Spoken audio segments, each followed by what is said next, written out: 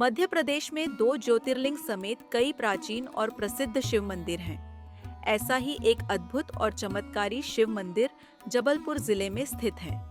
इस मंदिर के संबंध में कहा जाता है कि वनवास काल के दौरान स्वयं भगवान राम ने इस मंदिर में बालू के शिवलिंग की स्थापना की थी और कुछ वक्त यहीं गुजारा था। उसी तरह जब भगवान राम वनवास काल के दौरान उत्तर से दक्षिण की ओर जा रहे थे, तब उन्होंने जबलपुर में एक गुफा के अंदर गुप्त स्थान पर बालू के शिवलिंग का निर्माण किया और उसकी पूजा की थी।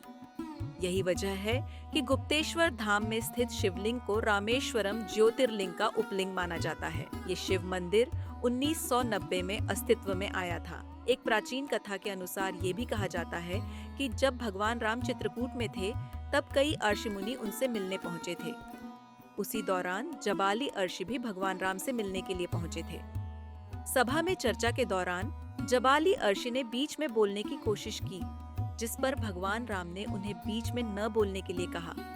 भगवान राम के टोकने पर जबाली अर्षि को अपनी गलती का एहसास हुआ और वे सभा को छोड़कर जबलपुर के लिए निकले और आकर प्रायश्चित करने के लिए ध्यान में बैठ गए। उनके सभा से जाने के बाद जब भगवान राम ने दिव्य दृष्टि से जबाली अर्षि को देखा, तो उन्हें जबलपुर की तरफ जाते हुए पाया। कहा जाता है भगवान राम जबाली अर्षि से मिलने के लिए जबलपुर आए थे, लेकिन जब उन्होंने अर्षि को ध्यान में देखा तो भगवान राम एक गुप्त स्थान में जाकर शिव आराधना में लीन हो गए। भगवान राम ने उसी दौरान गुफा के भीतर बालू के शिवलिंग का निर्माण किया और कुछ समय इसी गुफा में शिव जी की पूजा की थी। गुप्तेश्वर धाम में साल भर भक्तों का तांता लगा रहता है, लेकिन सावन के महीने और शिवरात्रि पर यहाँ बड़ी संख्या में भक्त पहुँचते हैं। सावन के पूरे महीने यहाँ शिव जी का अलग अलग रूपों में श्रृंगार किया जाता है।